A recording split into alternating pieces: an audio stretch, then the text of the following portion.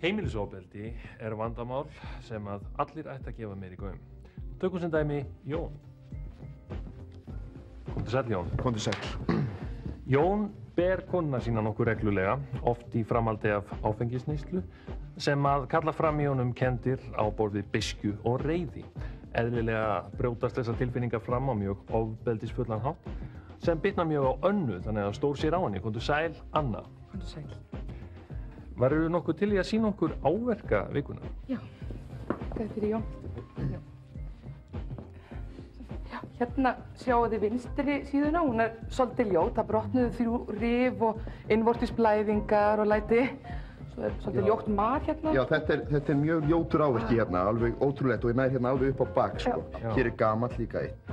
Og það er alveg ótrúlegt ekki skulle hafa sprungið fyrir þar sem ég notaði mjög þungan hlut. Og ég held hreinlega að það hafi verið þessu þykka fitulagi að þakka hérna sem hafi dempað höggið og dregið úr högginu og komið í veg fyrir að vefurinn rifnaði. Akkurát. En hérna hafði ekki verið sveppinn? Úf, nei. Þetta sár kostaði mig mikið af blóði. Ég þótt að sé ekki langur skurður eins og hérna til dæmis. Þá var hann töluvert djúpur. Já, þarna fór slagað í sundur. Og enda eru slagað þarna mjög margar í andlitinu og ofarlega í vefnum, þannig að andlitið þannig sé mjög blóðmikið. Og hérna sjáðu, hér er einn svona langur hér, en það var samt sko ótrúlegt hvað pissaðist mikið út úr þessu. Og ég held sko, svo var þetta bara eitt einfalt hnefahögg.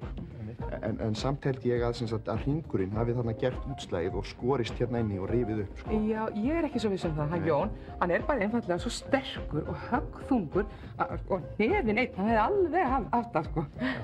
Svo var náttúrulega fyrir utan það, ég var viðkvæm fyrir og... Nýgróin. Já, nýgróin, einmitt. Já, þetta er óhugnanlegt. En hverjar eru afleiðingarnar? Já, fólk náttúrulega starir á mann og er svona forvitið. Annars finn ég lítið fyrir þessu, þetta bitnar mest á Jóni. Já, það er verið með svona leiðindi við mig og hérna glósur og svona í vinnunni. Og svona athugasemdir og svo er náttúrulega börnin manns eru ekki látin í friði. Það er eitthvað verið með skítkast mig við þau og... Já, ég meina það.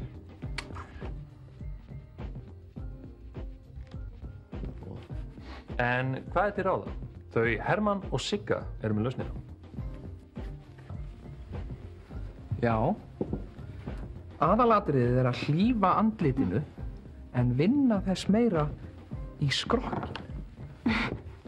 Og það veitir oft meiri svona, já það verður sársaukafull högg sem sér ekki mikið á útvortis. Nú, ef að það er óumflýjanlegt að slá í höfuðið, til dæmis í bræði,